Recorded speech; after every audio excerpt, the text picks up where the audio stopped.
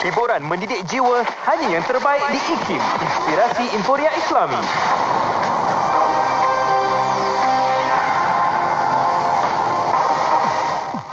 Bismillahirrahmanirrahim. Assalamualaikum warahmatullahi wabarakatuh dan salam sejahtera. Bersama saya Ahmad Nazari Muhammad Yusof dalam berita IKIM.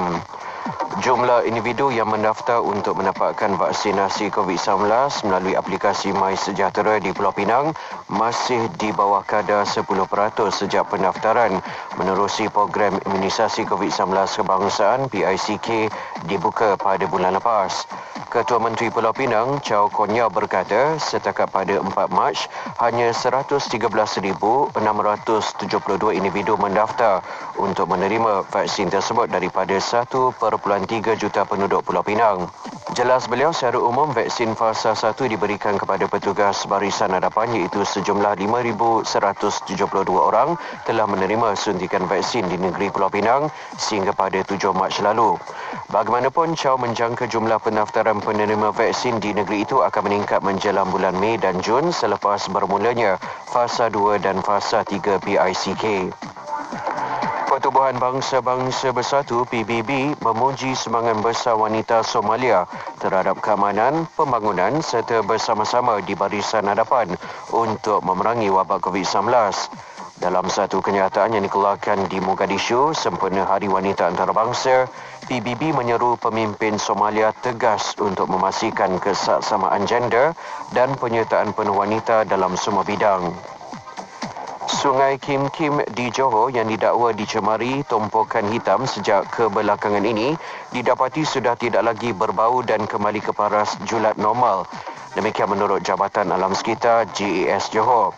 Jelas pengarahnya Dr. Fahmi Yusof, daripada sampel air yang diambil bagi mengukur kualiti air sungai tersebut, didapati bacaan parameter oksigen terlarut DO adalah dalam lingkungan 3.5 hingga 3.8 mg dan nilai pH pula lingkungan 8.2 iaitu julat normal.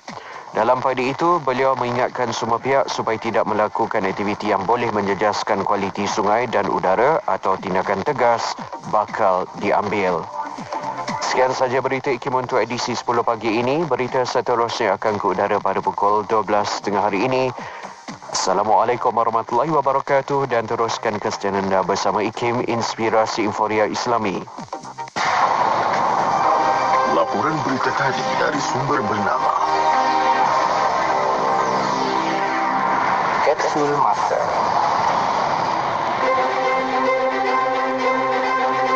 Pada 2 Mac 2014, Majlis Pelancaran Kelab Sosial Islam yang berlangsung di Masjid Tuanku Mizan Zainal Abidin Putrajaya telah dirasmikan oleh Yang Berbahagia Datuk Haji Razali bin Shahabuddin, Timbalan Ketua Pengarah Pembangunan Insan Jabatan Kemajuan Islam Malaysia JAKIM. Kelab ini bernaung di bawah Yayasan Ihtimam Malaysia dengan sokongan JAKIM dalam usaha memupuk kesedaran, semangat dan minat rakyat Malaysia yang beragama Islam menjalankan aktiviti sukarelawan. Ia juga merupakan usaha membendung dan mengawal gejala sosial yang melanda komuniti Islam di negara ini. Antara matlamat penubuhan kelab tersebut adalah bertujuan melahirkan semangat kesukarelawanan dalam kalangan umat Islam dan memberi latihan serta teknik kepada sukarelawan. Ia juga membentuk satu pasukan sukarelawan yang berprinsip, beretika dan mempunyai hala tuju yang tidak menyalahi undang-undang dan peraturan syarak. Sesungguhnya ia menjadi penyelaras kepada badan-badan bukan kerajaan, NGO Islam dan sukarelawan yang sedia ada dalam menjalankan aktiviti kesukarelawanan. Petikan fakta ini disediakan oleh Seksyen Dokumentasi dan Penerbitan Arkib Negara Malaysia.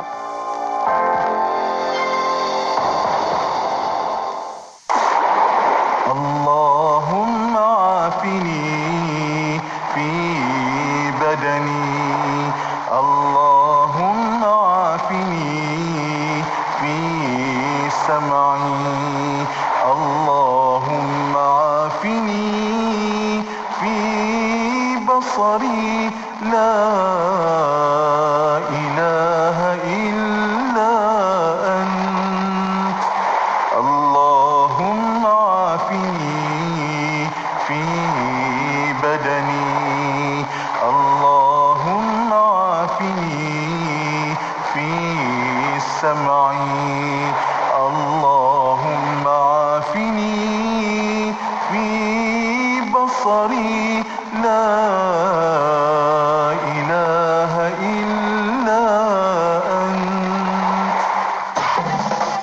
pendengar dijemput untuk menyertai satu kaji selidik yang dijalankan oleh Radio IKIM.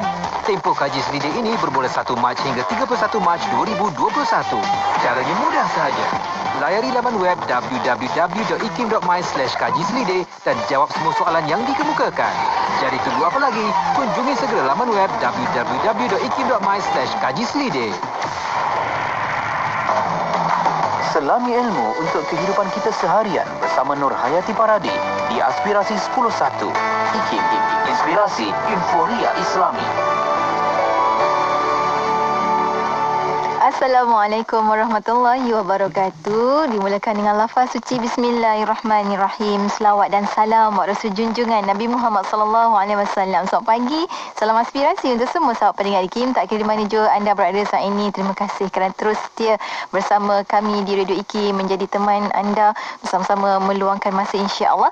Dan sebentar tadi telah pun bersama dengan sahabat-sahabat kita di Warna Pagi, Sufian dan juga Hazwan. Terima kasih pada mereka berdua, dan juga terima kasih juga nak ucapkan kepada penerbit mereka, Puan Hajah Masina Alias, insya-Allah. Apapun bersama Yayati pada hari ini, kita bakal mulakan kejap lagi perkongsian kita. Kita ada perkongsian syariah dan perundangan dalam rancangan syariah dan perundangan. Minggu lepas kita pun dah bersama dengan Encik Muhammad Asham Ahmad untuk bersama dengan rakan pendengar. Kali ini kita akan bawakan sekali lagi Encik Asham Ahmad, Fellow Kanan di Pusat Kajian Syariah Undang-Undang dan Politik Institut Kefahaman Islam Malaysia, nak cerita sambung lagi dalam silibus kita, nak mengenali tentang feminisme.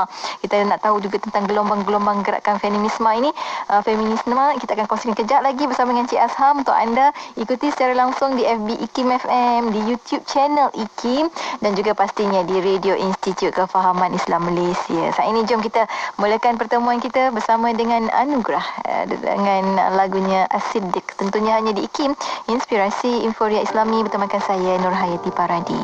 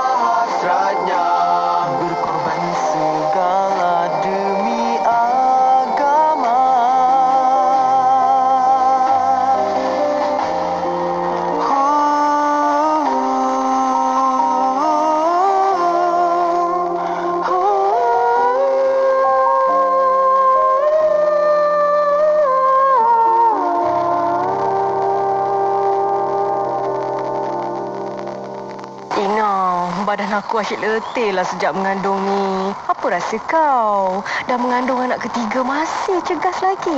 Apa kata kau cuba set Mak Buyung Las? Bagus diamalkan sepanjang kehamilan. Masa mengandungkan 3 anak, aku amalkan susu ni. Anak-anak aku pun suka minum susu ni. Oh, tahu. Las yang gabungkan susu kambing kurma tu Macam mana nak dapatkan? Nah, hubungi 018-277-7290 untuk penghantaran ke rumah atau www.las.my.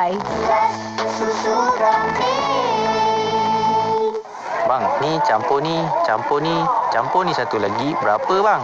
Okey, kejap. Ni harga dia. Murahnya bang. Pakej combo kembali lagi. Tempah sekarang sementara masih ada. Hubungi 012-686-9236 atau 0173452564. Tertakluk pada terma dan syarat. Hari tutup permohonan iklan adalah setiap 16 hari bulan pada setiap bulan. Ayo sertai kempen Jom Menyumbang RM50 demi pembebasan Masjid Al-Aqsa dan Palestin. Hubungi kami 03-8926-7019 dan layari Facebook Aman Palestin. Dengan roh, dengan darah, kami berkorban untukmu, Ya Aqsa. Bolehkah suami menarik balik hibah kepada isterinya? Bolehkah hibah ditarik balik oleh ibu atau bapa? Bolehkah wasiat dibuat kepada waris? Bolehkah wasiat menafikan faraid? Apakah perbezaan tentang pesanan sebelum meninggal dunia dengan wasiat? Apakah perbezaan antara wasiat dan hibah? Adakah anda tahu harta sepencarian boleh dituntut kerana poligami walaupun suami bernikah di luar negeri dan tidak mendaftarkan perkahwinan? Anda ingin tahu kaedahnya? Anda ingin tahu penjelasan dan penyelesaiannya? Hadirlah ke program kami secara atas talian khusus asas kaedah pengurusan harta keluarga Islam siri 2021 pada 23 dan 24 Mac 2021. Anjuran Institut Kefahaman Islam Malaysia. Yuran adalah sebanyak RM300 saja. Untuk pendaftaran hubungi 03-6204-6323 atau 325. Nuraisa, kosmetik mesra wuduk Nuraisa. Nuraisa, kosmetik mesra wuduk Nuraisa. Nuraisa, makeup mudah dibersihkan. Pilihan ramai wanita, kosmetik mesra wuduk Nuraisa. Ramai wanita, kosmetik mesra wuduk Nuraisa. Apa Fah? Nuraisa. Dengarkan IKIM di Perlis, Kedah dan Langkawi 89.0 FM. Inspirasi Inforia Islami. Inspirasi Inforia Islami tentunya hanya di Radio Institut Kefahaman Islam Malaysia. Alhamdulillah, terima kasih pada anda yang terus setia bersama kami menerusi perkongsian di Aspirasi, dan kita mulakan hari Selasa hari ini dengan rancangan syariah dan perundangan. Untuk bersama dengan sahabat pendengar, minggu lepas kita dah mulakan. Kali ini sekali lagi berbesar hati untuk bersama dengan tetamu kita dah pun berada di hujung talian. Kita ada Encik Muhammad Asham Ahmad, Program Fellow Kanan di Pusat Kajian Syariah, Undang-Undang dan Politik Institut Kefahaman Islam Malaysia. Assalamualaikum Encik Asham. Waalaikumsalam warahmatullahi wabarakatuh. Masya Allah, walaupun sibuk sebagai penyelaras untuk seminar sehari hari ini kan, pembangunan minda Quran ni, tapi masih lagi sempat untuk bersama dengan kita menerusi syariah dan perundangan. Terima kasih banyak Cik Asham kerana menyelit-nyelitkan juga masa untuk bersama dalam perkongsian kita hari ini. Kita nak sambung silibus kita dalam gerakan feminisme untuk perkongsian kita pada hari ini. Dan hari ini Cik Asham kata kita nak kongsikan tentang gelombang-gelombang gerakan ini kerana ada fasa-fasa gerakan feminisme Barat. Kalau minggu lepas kita kongsikan apa yang dimaksudkan dengan feminisme, ada aliran-alirannya, dan kali ini kita nak bawakan tentang ini. Dan kata Cik Asham ada 4 gelombang yang bermula akhir kurun yang ke-19. Mungkin kita nak kongsikan bersama dengan rakan pendengar. Awalan ini kita berikan sedikit mukadimah untuk perkongsian kita. Silakan Cik Asham. Ya, terima kasih Yati. Para pendengar yang saya muliakan, alhamdulillah wassalatu wassalamu ala Rasulillah wa ala alihi wa sahbihi wa mawala. Saya harap para pendengar masih lagi ingat bahawasanya kita masih lagi berbincang tentang feminisme. Tajuk besar kita adalah gerakan feminisme dan asas-asas pemikiran. Kita nak menyelami apakah asas-asas pemikiran yang menggerakkan gerakan yang dinamakan sebagai feminisme ini. Setiap gerakan dia ada asas-asas pemikirannya. Jadi untuk rancangan kita, untuk giliran saya dalam syariah dan perundangan ini, saya berhasrat untuk membahaskan tentang asas-asas pemikiran itu. Jadi pada minggu yang lepas kita sudah menyebut secara ringkas sejarah kemunculan gerakan feminisme ini, siapa tokoh-tokohnya, apakah maksud feminisme itu sendiri, apakah siapakah beberapa orang tokohnya, apa yang mereka nyatakan. Jadi pada minggu ini kita nak berbicara tentang bagaimana bermulanya gerakan itu. Kerana para pengkaji feminisme, kalau kita membaca tentang feminisme, mereka akan menyebut tentang gelombang. Gerakannya ada gelombang. Jadi walau bagaimanapun, sebelum timbulnya gelombang feminisme moden ini, para pengkaji sudah cuba mencari akar umbi pemikiran feminisme itu. Sesetengah pengkaji percaya bahawa feminisme ini sebagai satu ideologi sudah bermula sejak zaman Yunani purba lagi, iaitu dengan Safo yang meninggal dunia pada tahun 570 Masihi. Ada yang kata yang ni mereka hanya sekadar mengagak, tidak pasti. Ada yang berkata gerakan feminisme ini bermula pada zaman pertengahan. Pada zaman pertengahan ataupun medieval. Dengan Hildegard of Bingen yang meninggal dunia pada tahun 1179. Ataupun Christine de Pizan, ahli falsafah Perancis, yang meninggal dunia pada tahun 1434. Tapi ini adalah merupakan pemikir-pemikir awal yang mungkin mereka ada berbicara tentang isu-isu wanita di dalam tulisan mereka. Apa yang pasti adalah beberapa orang tokoh yang dianggap sebagai ibu. Kalau kita ada bapa kemerdekaan, maka gerakan feminisme ini pun ada ibunya. Ibu-ibu ataupun dalam bahasa Inggerisnya foremothers. Mereka itu adalah Olympe de Gouges yang meninggal dunia pada tahun 1791. Mary Wollstonecraft 1797. Dan Jane Austen. Siapa yang pernah baca novel Jane Austen, Sense and Sensibility contohnya, beliau meninggal dunia pada tahun 1817. Mereka ini adalah merupakan pengasas kepada gerakan wanita moden. Mereka ini menyeru, pada dasarnya mereka ini menyeru supaya diiktiraf maruah wanita, human dignity. Mereka bercakap tentang human dignity, tentang women dignity, tentang intelligence, tentang kebijaksanaan wanita. Wanita juga memiliki kebijaksanaan.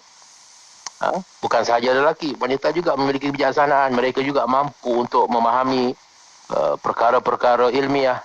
Mereka juga mampu untuk menyumbang secara ilmiah. Itu maksud mereka.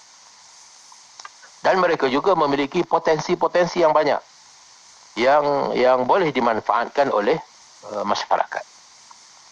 Jadi itu perkara-perkara awal yang disebut oleh tokoh-tokoh gerakan wanita moden. Jadi apa yang kita nak bincangkan apabila gerakan ini bermula dan menjadi satu gelombang. Pada masa itu hanya mungkin perbincangan-perbincangan, tulisan-tulisan, tapi belum lagi kita boleh namakan sebagai satu gerakan. Jadi menurut para pengkaji, gelombang pertama yang boleh dinamakan sebagai gerakan feminisme itu muncul pada akhir kurun ke-19 dan pada awal kurun yang ke-20, iaitu pada tahun 1890 begitu, sehingga ke awal kurun yang ke-20. Pada zaman ini ia merupakan zaman perkembangan perindustrian, industrialization. Maknanya negara-negara di Eropah, di Amerika sedang menuju ke arah perindustrian yang begitu cepat. Kilang-kilang dibuka, industri-industri baru muncul di sana sini. Itu kemudian dari segi politik pula, politiknya itu dicorakkan ataupun diwarnai oleh fahaman liberal dan sosialis. Maka matlamat gerakan wanita pada masa ini adalah untuk membuka peluang kepada kaum wanita. Bila kita dah lihat perkembangan industri berlaku, takkan wanita nak tengok aja. Mereka pun terasa untuk terlibat sama dalam industri. Jadi gerakan wanita pada masa ini berusaha untuk membuka peluang kepada kaum wanita. Tetapi dasar, cara berfikir masyarakat pada masa itu mungkin menghalang. Mungkin tidak membenarkan wanita terlibat dalam bidang pekerjaan yang tertentu. Maka mereka menumpukan fokus mereka kepada menuntut hak mengundi. Maknanya kita kena ubah pada peringkat pembuatan dasar. Dasar mesti dibuat untuk membolehkan penyertaan wanita di dalam industri contohnya. Maka bermula gerakan wanita ini pada tahun, secara rasminya pada tahun 1848 dengan satu convention yang diadakan di Seneca Falls, di mana 300 orang lelaki dan wanita berhimpun menuntut persamaan hak bagi wanita. Ini bermulanya secara rasmi kita katakan pada tahun 1848. Jadi satu deklarasi yang dinamakan Deklarasi Seneca Falls telah digariskan, telah didraftkan oleh Elizabeth Cady Stanton, dan dalam deklarasi ini telah digariskan ideologi gerakan wanita dan strategi politiknya. Kita lihat pada peringkat awalnya dia lebih kepada suatu gerakan politik. Pada awal gerakan feminisme ini berkait rapat dengan gerakan anti perhambaan. Pada masa ini juga di Amerika menuju ke arah abolition. Amerika menuju ke arah berlakunya perang saudara. Ini soal perhambaan, masalah perhambaan di Amerika. Jadi timbul gerakan yang kuat untuk menghapuskan perhambaan. Jadi kemudian timbul perdebatan tentang hak mengundi dan berpolitik. Kalau kaum Negro dinafikan hak mereka dalam berbagai-bagai, bahkan hak mereka untuk bebas pun dinafikan kerana mereka itu hamba, maka bagaimana pula tentang wanita? Bagaimana pula dengan nasib wanita? Tidakkah mereka juga dinafikan banyak hak-hak yang sepatutnya mereka miliki? Ini timbul perdebatan pada masa itu. Jadi timbul perbahasan tentang perbezaan di antara lelaki dan wanita. Dan dalam perbahasan itu ada golongan suara-suara yang mendakwa bahawa wanita itu lebih tinggi dari segi moralnya daripada lelaki. Dan oleh itu kehadiran wanita dalam masyarakat ini hujah mereka untuk membuka peluang kepada masyarakat, kepada wanita dalam aktiviti-aktiviti di luar rumah. Jadi kalau wanita hadir ke tengah masyarakat, kehidupan masyarakat secara keseluruhannya akan menjadi lebih baik. Ini antara hujah-hujah yang dibangkitkan pada masa itu. Ini adalah merupakan gelombang yang pertama, Yati. Gelombang pertama. Gelombang yang pertama. Lebih pada gelombang politik. Kemudian gelombang yang kedua pula. Saya menyebut tentang gelombang yang kedua. Dan gelombang yang kedua ini bermula pada tahun 1960-an. Dan berterusan selama lebih pada 30 tahun, iaitu sehinggalah kepada tahun 90-an. Maknanya 1960-an sehinggalah tahun 1990-an. Yang ni dah mula jadi meriah. Pada dalam gelombang yang pertama, tuntutannya supaya wanita boleh mengundi saja dahulu. Pasal apabila wanita boleh mengundi, maka mereka boleh membawa suara mereka pada peringkat yang lebih tinggi kan. Pada peringkat pembuatan dasar. Pada peringkat itu, maka mungkin perkara-perkara yang undang-undang yang dilihat tidak memberikan keuntungan kepada wanita, mungkin undang-undang itu dipindah.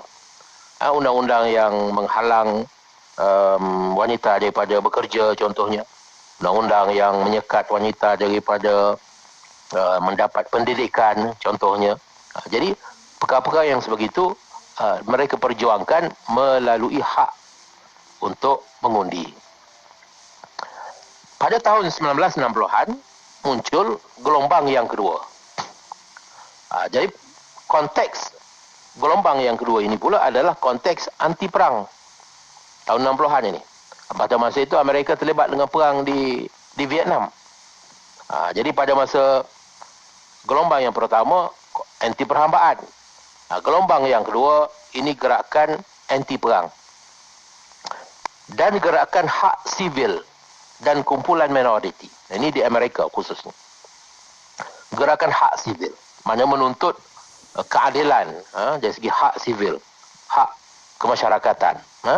Dan juga golongan-golongan minoriti, golongan aborigines, golongan Red Indian, golongan yang minoriti, mula menuntut hak mereka diiktiraf juga.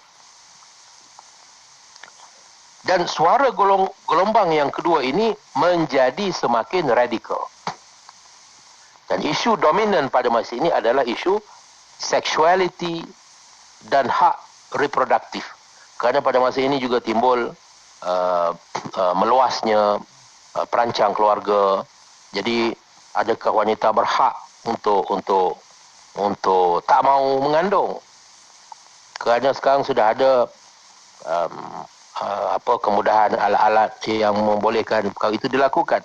Jadi ini mereka menuntut sebagai itu hak mereka yang dinamakan sebagai hak reproduktif.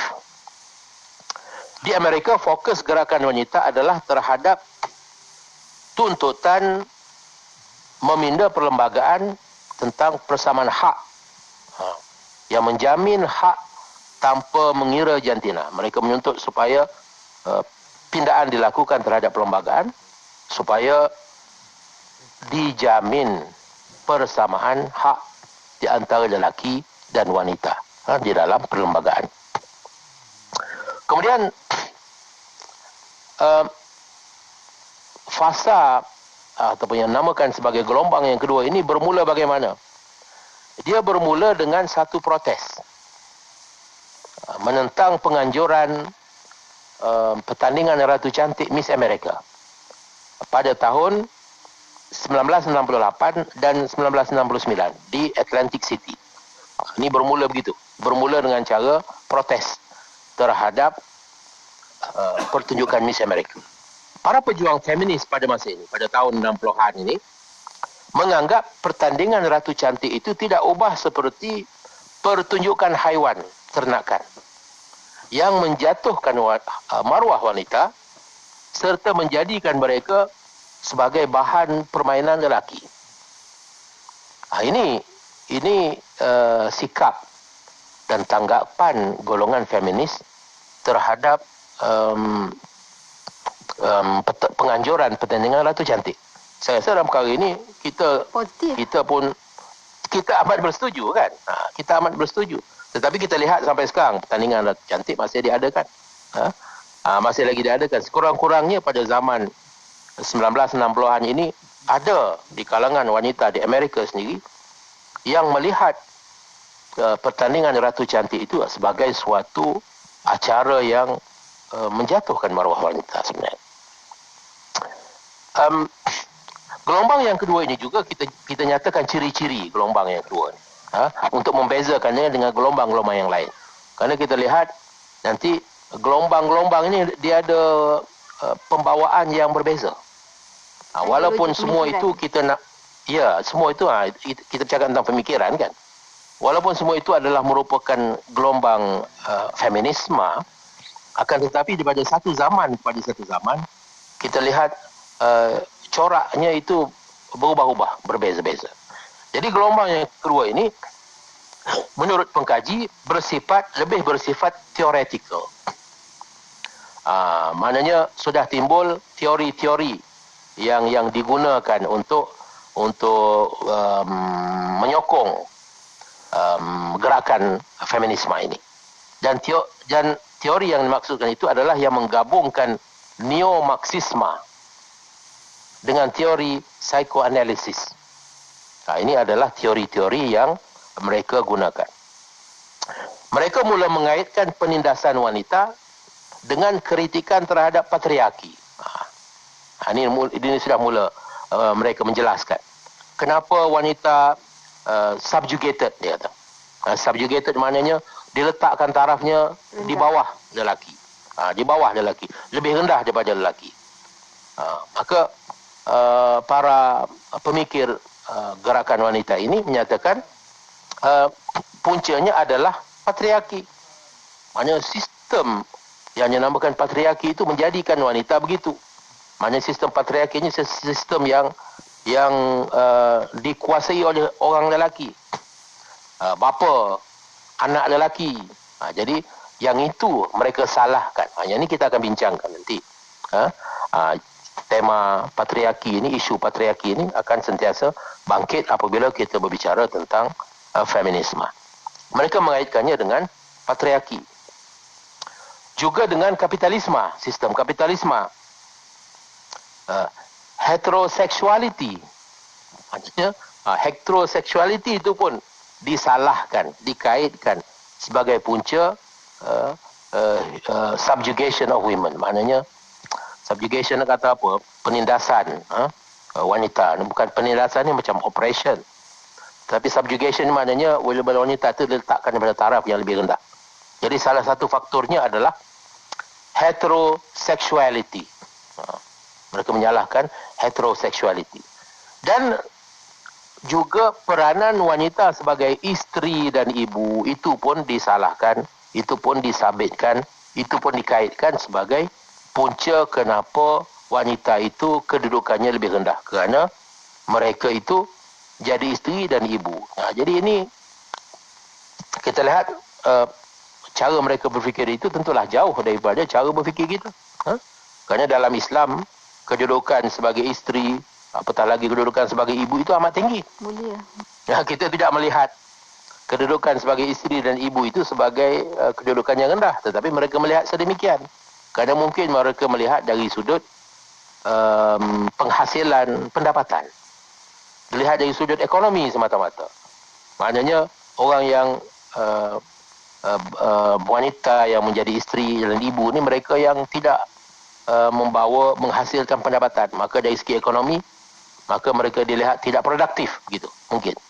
Sedangkan kita tidak melihat sumbangan itu hanya semata-mata dalam bentuk wang ringgit.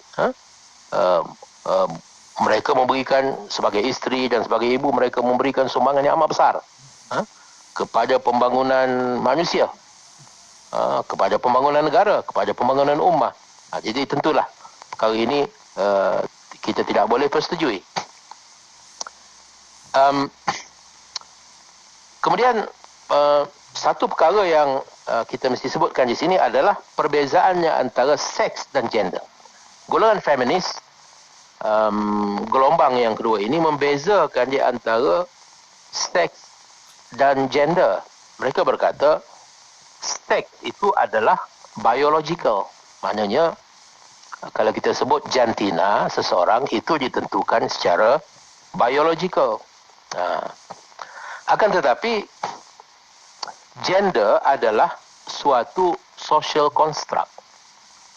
Maknanya kalau kita cakap tentang peranan lelaki, peranan wanita, maka itu dia kata itu adalah Social contract. apa yang dicipta, yang terhasil, yang diamalkan di dalam sesuatu masyarakat. Oleh itu, sebagai suatu konstruk sosial, maka gender itu ataupun peranan gender itu berbeza daripada suatu masyarakat kepada suatu masyarakat yang lain. Dan berbeza juga dari segi masa, daripada suatu masa kepada suatu masa yang lain. Jadi mereka membezakan di antara seks dan juga gender. Jadi pada masa ini perkara-perkara yang bersifat teori ini mula dibahaskan secara mendalam. Maksudnya untuk gelombang kedua tu lebih aktif lah Encik Asam. Ya, bukan setakat macam gelombang yang pertama, dia setakat persoalan hak wanita untuk mengundi.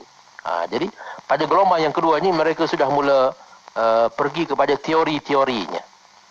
Mereka sudah mula mengkritik pegangan-pegangan ataupun amalan-amalan yang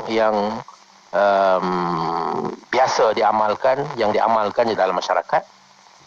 Dan mereka mula menyuarakan pandangan-pandangan baru, teori-teori baru tentang hubungan di antara lelaki dan wanita, tentang peranan lelaki dan wanita, tentang makna gender. Ini adalah merupakan persoalan-persoalan yang kita katakan sebagai theoretical tadi.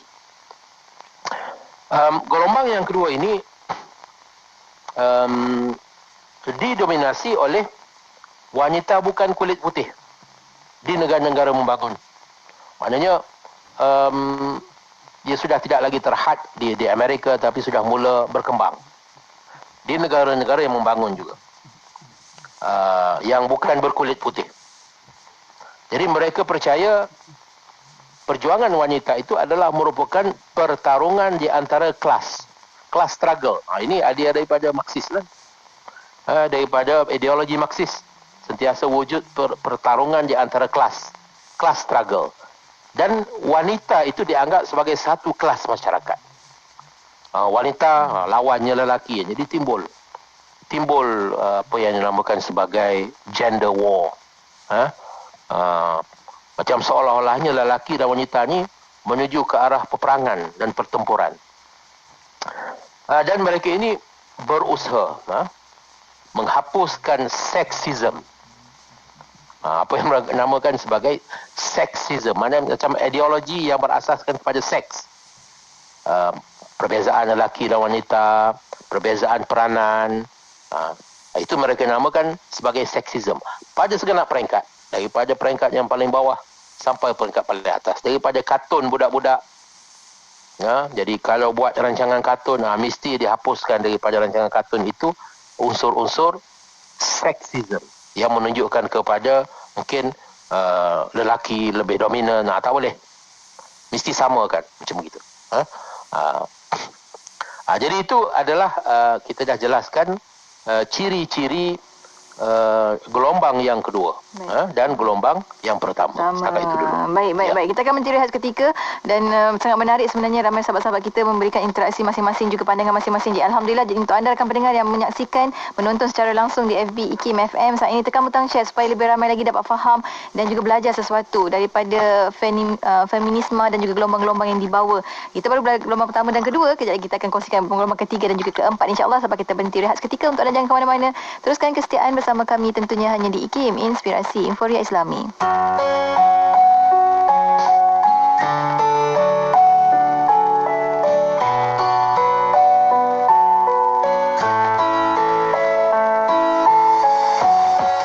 Dengan Nabi yang membawa hidayah, wahai utusan rahmat sekalian alam, selawat dan salam pujian untukmu, para sahabat dan tabi'in yang mulia.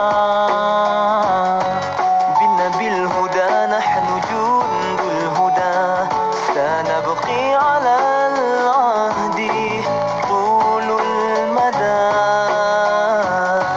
badalna ad-dima wartadayna ar-rada, li nashri al-huda ya rasul salam.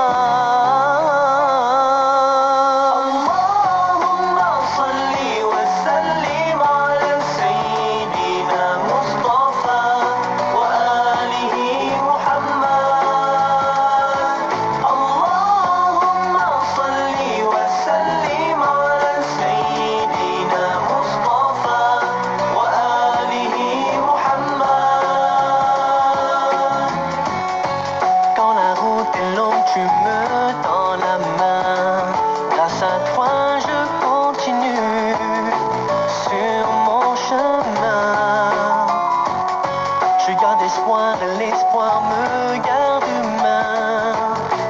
C'est ta lumière qui éclaire mes lendemains. Allahumma salli wa sallim ala Sayyidina al-Mustafa wa alihi Muhammad. Allahumma salli wa sallim ala Sayyidina al-Mustafa wa alihi Muhammad. Toute la journée, je cours et je t'oublie. Dans le secret de la nuit, je me mêle. Je me rappelle ce que tu m'as appris. Ta noblesse et ta grandeur me font envie. Allahumma salli wa sallim ala Sayyidina al-Mustafa wa alihi Muhammad. Allahumma salli wa sallim ala Sayyidina al-Mustafa wa alihi Muhammad. Allahumma salli wa sallim ala Sayyidina al-Mustafa wa alihi Muhammad. Allahumma salli wa sallim ala Sayyidina al-Mustafa wa alihi Muhammad.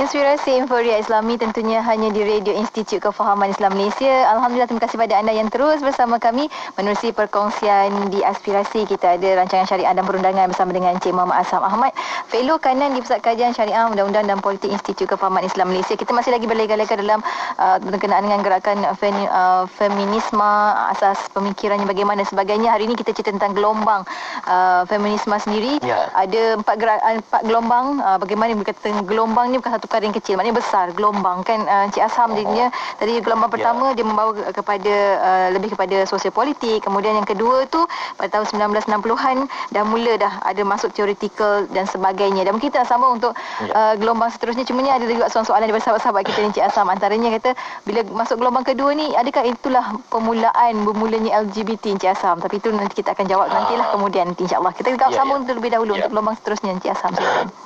Ya. Terima kasih Yati dan para pendengar yang memberikan respon tadi. Saya harap Yati dan para pendengar tidak pening kepala di lambung gelombang ni. Kerana kita lihat gelombang dia tu memang memeningkan kepala kita. Di kalangan feminis sendiri pun mereka bercanggah tentang banyak perkara. Nanti kita akan jelaskan percanggahan itu. Jadi kita sambung dulu menyatakan ciri-ciri gelombang yang seterusnya, iaitu gelombang yang ketiga yang bermula pada pertengahan tahun 90-an. Ini zaman saya di universiti. Jadi apakah ciri-ciri gelombang yang ketiga ini? Gelombang yang ketiga ini dipengaruhi oleh pemikiran pasca penjajahan ataupun pasca post-colonization dan juga postmodernism, pasca modern. Ini dua asas pemikiran yang mencorakkan gerakan feminisme gelombang yang ketiga. Di dalam gelombang yang ketiga ini, gerakan feminisme gelombang yang ketiga ini mula mencabar dan mempersoalkan konsep-konsep yang selama ini diterima, termasuk konsep universal womanhood, konsep body, konsep gender, sexuality dan heteronormativity. Ini adalah merupakan konsep-konsep yang sebelum ni dipegang, dianjurkan dengan fahaman yang tertentu oleh golongan feminis sebelumnya. datang gelombang yang ketiga, dia pun dah mula mencabar. Kalau kita lihat sebelum ini, gelombang yang kedua menentang penganjuran Ratu Cantik. Kerana penunjukan Ratu Cantik itu dilihat sebagai ialah perempuan yang memakai compang-camping kan, hampir separuh bogel, ditunjukkan di atas stage, maka itu dilihat sesuatu yang memalukan, sesuatu yang menjatuhkan maruah wanita. Tetapi kita lihat apa pandangan feminis gelombang yang ketiga pula. Feminis gelombang yang ketiga mencabar imej wanita seperti yang diperjuangkan oleh feminis yang awal-awal dahulu. Kalau kita tengok gambar feminis yang awal-awal, mereka masih sopan. Kalau golongan yang pertama, pakainya labuh bukannya. Bahkan kita pada standard kita pun, kita boleh terima mereka sebagai wanita-wanita yang terhormat. Jadi kalau mereka mengemukakan pandangan mereka tentang isu-isu wanita pun, kita rasa lebih cenderung untuk dengar dan menghormati pandangan mereka. Tapi kita lihat bagaimana ciri-ciri wanita yang terhasil setelah masuk gelombang yang ketiga. Golongan yang ketiga ini mencabar dah imej wanita seperti yang diperjuangkan oleh feminis awal. Maknanya wanita bukan begini, dia kata. Kerana apa? Feminis generasi baru ni yang timbul pada tahun 90-an ini merasa bangga memakai lipstick. Itu simbol kebebasan bagi dia, bukan simbol patriarki, bukan simbol seks, simbol penindasan, simbol subjugation, tak. Tetapi itu adalah simbol wanita baru. Mereka berbangga memakai kasut tumit tinggi. Mereka berbangga memakai skirt yang pendek dan pakaian yang terbelah-belah dan menjolok mata. Yang selama ini dianggap oleh golongan feminis terdahulu sebagai simbol penindasan kaum lelaki terhadap kaum wanita. Bahkan dalam protes mereka terhadap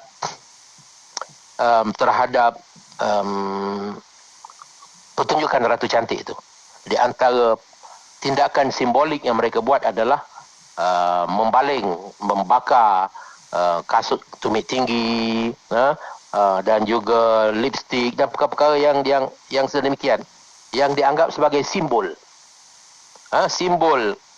penindasan wanita terhadap oleh kaum lelaki. Jadi golongan yang ketiga ini kata mereka berpendapat tidak salah sekarang.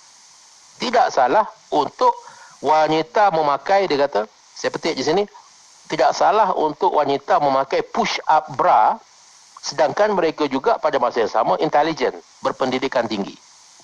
Tidak semestinya wanita yang memakai push up bra itu adalah wanita yang rendah pendidikan. Mereka boleh jadi juga seorang yang berpendidikan tinggi. Jadi mereka menganjurkan fahaman yang sedemikian. Jadi gelombang yang ketiga ini cuba menonjolkan wanita sebagai golongan yang kuat dan berkuasa. Rancangan watak-watak seperti Wonder Woman, Cat Women, itu ditonjolkan. Mulan, dalam Hollywood timbul tokoh-tokoh untuk mengangkat wanita itu sebagai hero, golongan yang kuat, empowered, dia kata, empowered, istilahnya empowered dan berkuasa, powerful. Mereka menolak tanggapan bahawasanya wanita itu adalah mangsa lelaki. Ada mungkin menolak victimization. Wanita ni asyik, wanita ni mangsa lelaki, dia mangsa penyiasat. Tak ada. Ini sikap yang baru yang dibawa oleh wanita gelombang yang ketiga. Jadi wanita bebas menonjolkan kecantikannya, hatta untuk dia berbogel sekalipun. Saya minta maaf Pak sebut, dalam majalah-majalah lucah, majalah-majalah seperti Playboy, Hustler dan apa-apa lagi lah. Itu sebagai hak dan pilihan sendiri. Mereka menganggapnya itu bukan lagi sebagai penindasan lelaki, penindasan kapitalisme, bukan. Tapi itu adalah merupakan empowerment. Maknanya ini tubuh badan aku, suka hati aku nak buat apa dengan tubuh badan. Untuk dibanggakan macam Gitu. tu. Untuk dibanggakan. Untuk dibanggakan. Jadi mereka tidak menganggap itu sebagai menjadikan wanita sebagai objek lelaki. Ini cara berfikir saja. Yang ni sebab itu kita nak berbicara tentang asas-asas pemikiran mereka. Jangan kita anggap, yang kita ingat feminisme ni macam satu jenis je cara berfikir. Di dalam feminisme itu sendiri macam-macam cara, trend berfikir yang ada. Jadi dalam gelombang yang ketiga ini juga disifatkan sebagai gelombang yang mengagungkan kekaburan, ambiguity. Mereka lebih suka kabur dan enggan menggunakan terma yang jelas yang membezakan di antara kita, mereka. Jadi macam dia tak suka macam tu. Maka kebanyakan daripada mereka enggan mengaku sebagai feminis. Ini golongan yang ketiga ini, sebahagian daripada mereka enggan mengaku sebagai feminis. Kerana mereka menolak istilah yang mengongkong kebebasan mereka. Kerana bila dah identify diri mereka sebagai feminis, mungkin istilah itu akan mengongkong mereka. Kerana istilah itu mungkin sudah mempunyai makna-makna yang tertentu, maka mereka ini lebih suka, lebih bebas lagi daripada itu. Ini gelombang yang ketiga. Tak berhenti setakat itu, ada pula gelombang yang keempat yang baru saja bermula sekitar tahun 2012. Yang ini ditandai dengan gerakan membantah gangguan seksual, body shaming dan juga budaya rogol. Ini antara gerakan yang menimbulkan gerakannya adalah kes rogol yang berlaku ke atas wanita di India, yang dianggap yang menimbulkan semula gerakan untuk membela nasib wanita yang dianggap sebagai gelombang yang keempat, gerakan feminisme. Dan gerakan ini yang keempat ini ditandai dengan penggunaan media sosial. Tahun 2012 ini